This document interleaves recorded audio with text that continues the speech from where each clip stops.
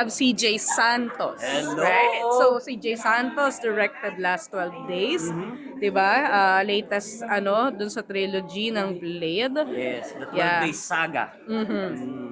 Yeah, so CJ, how did you get into directing? I know you also host mostly as Jack Logan. Eh. Well, I started being a radio DJ.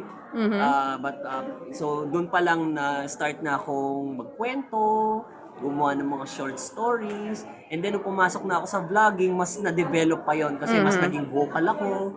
And I get the chance to meet a lot of people. So naging naging parang requirement yun sa akin para mas madagdagan yung pagkukwento ko. And also I love watching films as well. Yeah. So, na-mention mo yung vlogging, CJ. Ano yung mabibigay mo like the tips sa mga gustong pumasok sa vlogging, particularly in terms of yung what equipment to get, ganyan. Well, hindi mo kailangan ng mamahaling equipment. Lagi ko sinasabi yan. Hindi mo kailangan ng DSLR or mga mirrorless camera. Hindi mo kailangan yan. All you need to have is just a phone and an internet. That's it. Camera, hindi mo tsaka ka na magpaganda ng gamit kapag may pera ka may na. dumating ng pera. Ganon. Oo, ngayon, ang intindihin mo lang muna ano yung saan ka magaling. Halimbawa, magaling kang kumanta, edi gumawa ka ng singing vlog. Magaling kang magluto, mag-cooking vlog ka. Huwag mong piliting gayahin yung mga lodi mo or mga ibang vlogger na may ibang skill set.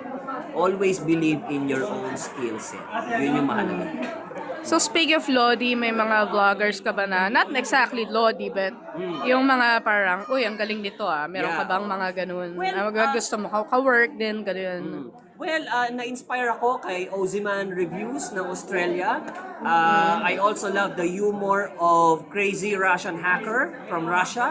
At syempre dito sa Pilipinas, favorite ko si Kong TV at ang Team Itik, yan lagi kong pinapanood. What's Team Itik? I don't know Team that. Itik is a group of guys na gumagawa sila yung mga bulok na bus, gagawin nilang bago. Tapos Interesting. sila, nagluluto lang sila, they go camping. This is like Filipino. Team Filipino Itik. sila. Oh, hanapin ko. That's on Facebook or Very YouTube? interesting nako. Ini-endorse ko ang Team Itik.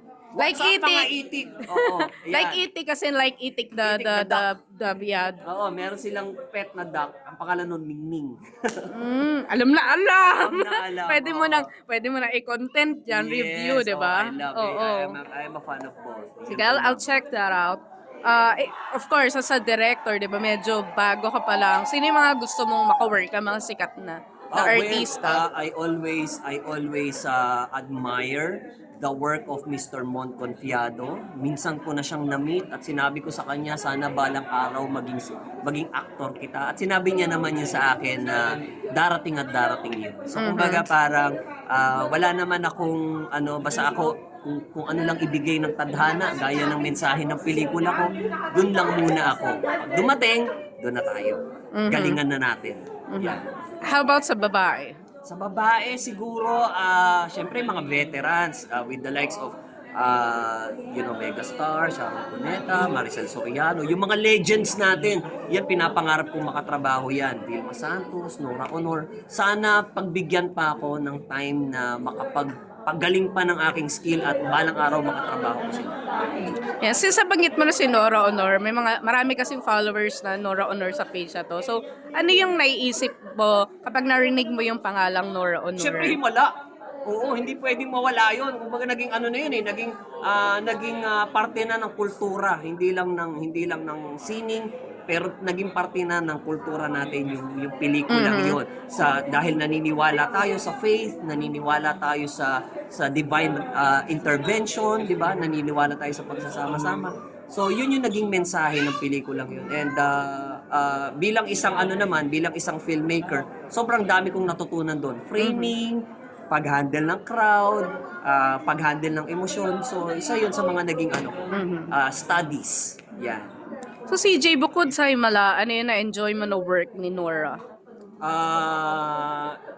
The floor contemplation story. My brother is not my God, yeah. My brother is not A pig. Oo. Ayan, saya. Bata pa ako noon. Ano ko yung movie niya na yun. And I just look forward na someday sana mapanood niya to at malaman niya mayroong isang maliit na tagahanga na nandito.